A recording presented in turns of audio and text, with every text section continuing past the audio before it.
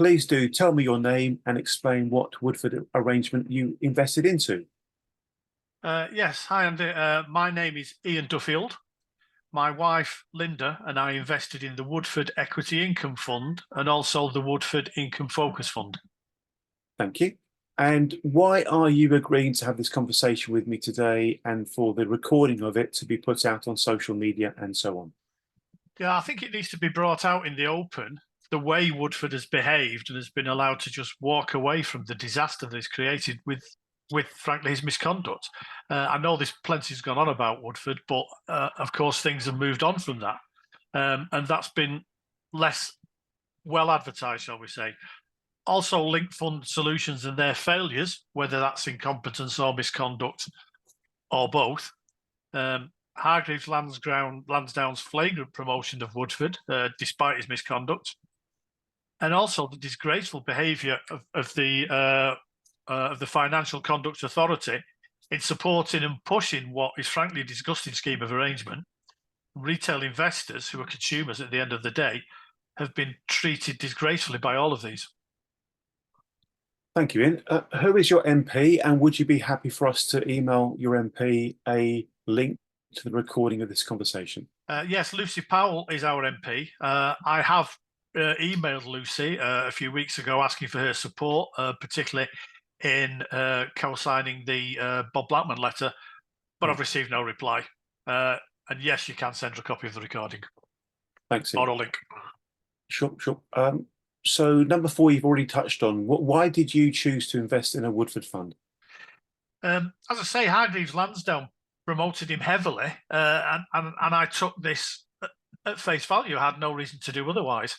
I was unaware that Invesco had previously been fined millions of pounds for regulatory breaches, and I understand that Woodford managed some funds that were involved in that incident, but I had no knowledge of this. I also believed that I had protection by the Financial Conduct Authority and the Financial Services Compensation Scheme against misconduct or companies like Woodford's just closing down and walking away, which is effectively what they've done. Thank you. I have a question about which platform. I think you've already answered that. I think you said Hargreaves Lansdown. That's correct, but I was also with AJ Bell. I invested across both platforms. Right. Linda only through Hargreaves Lansdown, but I also had 2 SIPs. And I had one with AJ Bell and one with Hargreaves Lansdown. And Linda and I also had substantial ISAs with Hargreaves Lansdown. Thank you for explaining that, Ian. The next question is, when you invested, what, if anything, was your understanding of your statutory rights and protections through the Financial Ombudsman Service and the Financial Services Compensation Scheme? Yeah, as I said previously, I thought that we had protection from the FCA and the compensation scheme, and it's absolutely clear on their website to me. You know, that they advertise it, that's what they do. It was also mentioned in the prospectus for Woodford's Equity Income Fund that there were rights through the FCA and the compensation scheme. Now, I understand that there's no protection from a simple underperformance with investments, nor would I expect it to be. You know, it is a stock market, it can go up and down. But that's not the issue here. You know, the issue here is regulatory failure and Woodford just completely ignoring the guidelines and the rules, for want of a better word, and nobody doing anything about it, including the people who were supposed to make certain he stayed within the rules and the regulations. And I thought people and companies like Woodford's were regulated and that we had the protection from misconduct and firm failures. And that's just not happened. Thank you, Ian. Just to clarify a point, a couple of times you've referenced the FCA in terms of protections. Am I right in thinking that you're aware, of course, that the regulator is the FCA, but there are protections under the Financial Ombudsman Scheme, the FOS? Yes, absolutely. You know, again, it's something that is, I think most people know this, certainly probably all investors know this or think they know it. And the reality is it doesn't seem to be there when we need it. Thank you, Ian. Overall, what do you think you'll get through the proposed scheme of arrangement in terms of pence in the pound? And do you know what that might be if you were to have a successful claim through the Financial Ombudsman Service? Yes, I've taken a look at the calculations. First of all, I think the situation with Linda and I is that at the moment, our joint losses, according to the FCA, are around £107,000. But these are undervalued the way the FCA appear to have calculated them in the case of Woodford. I am aware that the Financial Ombudsman Service calculates them differently and looks at what the return would be in real time. So in fact, to date, in real terms, our losses are well over £200,000. Now, under the scheme of arrangement, Linda and I would get back just £9,000 jointly on top of the redemptions that have already been made. And that is far short of 77p in the pound. And of that, I would have to give 3,000, or we would have to give £3,000 of that to Lee Day as part of the joint litigation agreement that I made with them to take legal action against Leak Fund Solutions. Now, if we were able to claim through the compensation scheme using the methodology that the Financial Ombudsman Service have already used in a number of cases, I believe, Linda would get back around £51,000. My losses would be in the region of 180,000. I understand I would only be able to recover £85,000 of that because of the compensation scheme cap. But there's a big difference between the derisory £9,000 that the scheme of arrangement offers and the 130 or so £1,000 that we would get back via a successful claim through the Financial Ombudsman Service and the compensation scheme. Thank you, Ian. And those figures, a couple of questions there.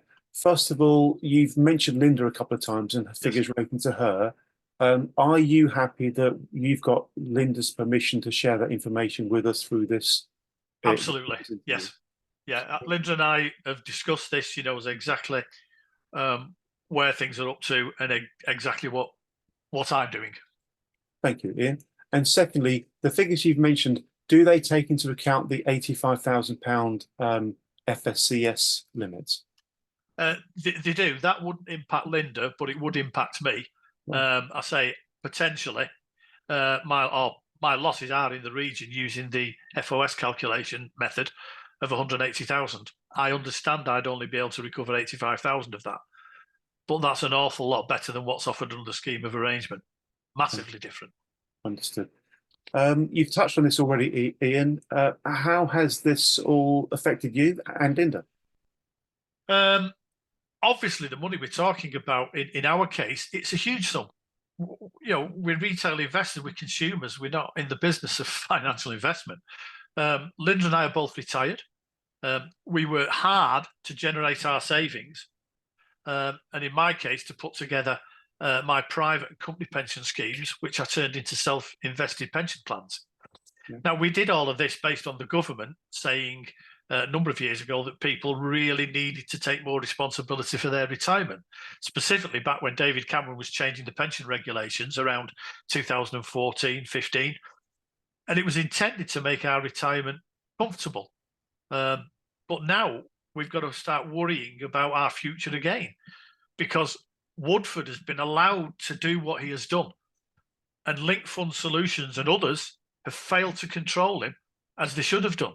Now, this has happened 4 or 5 years ago.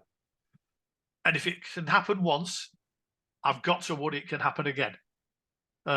We will manage, hopefully, to survive all of this. I expect we will. But if it happens again, you know, that literally could be the end of our retirement, effectively. Thank you for explaining that, Ian. Thank you very much indeed for explaining that. So the FCA, you've mentioned the FCA a few times. What do you think about the way the FCA has handled matters? I think it's absolutely appalling the way they've behaved, and I can't put it any less strongly than that. There's times when I feel a lot more strongly about it, but it's absolutely appalling. I mean, the miscommunication and the misinformation that they've put out is disgraceful. Linda and I have been betrayed by the very people and the organisation who were supposed to help protect us. And it is a betrayal. How can consumers trust a government organisation that behaves in the way that they have done? If we are not allowed to make claims through the compensation scheme, then the public, and we and the public, cannot rely on the promise that our money is protected. And we might all want to start thinking about stuffing it under the mattress, where it's likely to have a little bit more protection than we're getting at the moment with the way this Woodford issue has been handled by the FCA. The FCA has made reference to 77p in the pound, and that's something that the press has picked up on. You may well have seen that. Any thoughts about this 77p in the pound business? Yeah, it's a nonsense. I mean, if you just look at the math, which I've done on so many occasions, we invested in the region initially of £230,000. At the moment, our losses, according to the FCA, at 107,000. We might get back up to another 9. So that's not 77p in the pound. You know, when I first saw that 77p, the scheme of arrangement, I read it as, oh, we're going to get 77p out of our 107,000 losses. But it's not that. It's only 77p in the pound in total, adding in what we have already received by way of redemption, and based on a figure that they have calculated that I don't agree with. And it's not based on the way the FOS themselves, the Financial Ombudsman Service, do their own calculations when they're calculating losses on behalf of investors. So it's a figure plucked out of air to suit a calculation that they have done to make it look less disgusting than it really is. Is there anything else you'd like to say in terms of the scheme of arrangement or the voting process or the voting result? Well, the scheme of arrangement, it's not an honest view of the true situation, as far as I'm concerned. The value of the money we would receive is derisory. I'd say the calculations that are in there are not a true reflection of the real loss. It's a very complicated scheme, and I'm used to dealing with complicated documents, but you know, this is staggering when it's aimed at retail investors who are consumers. What it does not tell people, it seems to me that it's designed to pull the wool over people's eyes, because what it does not clearly tell people, which is even worse, is that if the scheme is approved, they will effectively be unable to make a claim against any other party, including the Financial Services Compensation Scheme. Now, my understanding is that the ability to make a complaint to the Financial Ombudsman Service, which, if upheld, gives a consumer access to the compensation scheme, if necessary, is a statutory right. I cannot believe that it's lawful to exclude that statutory right. It certainly cannot be what government ever intended or Parliament intended with the various financial services regulations and statutes that have been brought out. It goes completely away from normal consumer protection that people expect, which is plain, simple, easy to understand language, and very clearly that you cannot exclude consumers' statutory rights. And when you look at it and see that the Financial Conduct Authority is actually supporting this scheme, to me, this is a flagrant get out by the FCA, or an attempted get out. The voting process and the result of the vote, the process was very difficult. And I would expect a lot of people may have been discouraged by it. It took me several weeks to get the evidence of holdings that was required. And it was clear that even the platforms, particularly AJ Bell, did not fully understand the process early on in the scheme as to what was required.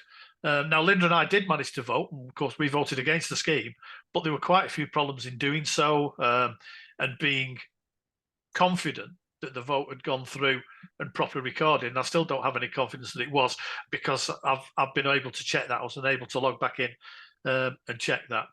And again, I think although it was a significant vote for the scheme, fundamentally, that decision, I think, was made by a lot of people based on the misinformation and miscommunications that were given by Link, by the FCA, and even Linda and I had signed up through Lee Day for joint litigation against Link Fund Solutions, and even Lee Day were recommending that we support the scheme, when I know other legal firms were very specifically telling their clients not to support it because of the disgrace that it was. So, you know, we've got a result that's based on people who don't really have the information they should have. We've not even seen the report from the FCA. They've said that it's going to release it if the scheme is approved. Why only release it if the scheme is approved? Why has it not been released before the scheme was put out into the public domain and the vote was required? You know, we'll tell what they're saying is we'll tell you what we think about the whole thing once you've approved the scheme, and you can't go anywhere near us or approach us for any form of compensation. You know, that in itself is a disgrace. Ian, your final question, is there anything else you'd like to say before we bring this to a close? Yes, certainly in respect of Linda and I. This is a very sad story of greed, untruthfulness, abandonment, and even betrayal. I've already used that word with it in respect of the FCA. The consumer investors have been let down by everybody. And after 4 years of suffering loss and waiting, we've been let down by just about everybody that we should have been able to put our trust in. Woodford and his company, it goes without saying, are a disgrace. Link Fund Solutions and others who were supposed to ensure he stayed within the regulations. Hargreaves Lansdown for promoting Woodford, even though they must have known the things that were going on. Certainly, they must have known about the liquid investments he was making that were above the regulatory allowance. The Financial Conduct Authority for regulatory failures, and for what I believe, frankly, selling investors down the river by recommending that we accept this scheme. And finally, also by Lee Day, legal firm that asked for investors to join a litigation scheme against Link Fund Solutions, which we did, yet have recommended that we accept this derisory offer of £9,000 jointly, Linda and I, possibly even less, probably even less. I really don't believe that Link Fund Solutions will pay out on the maximum amount. There's too many what ifs and buts in that scheme, and we would have to be paying 30% of that miserable £9,000 recovery to Lee Day for not pursuing Link Fund Solutions. That's disgraceful. The whole thing. It's a farce. A very sad, disgraceful farce. Mr. Ian Duffield, thank you very much indeed for taking the time to share with us your thoughts today. Much appreciated, Ian. Thank you. Thank you.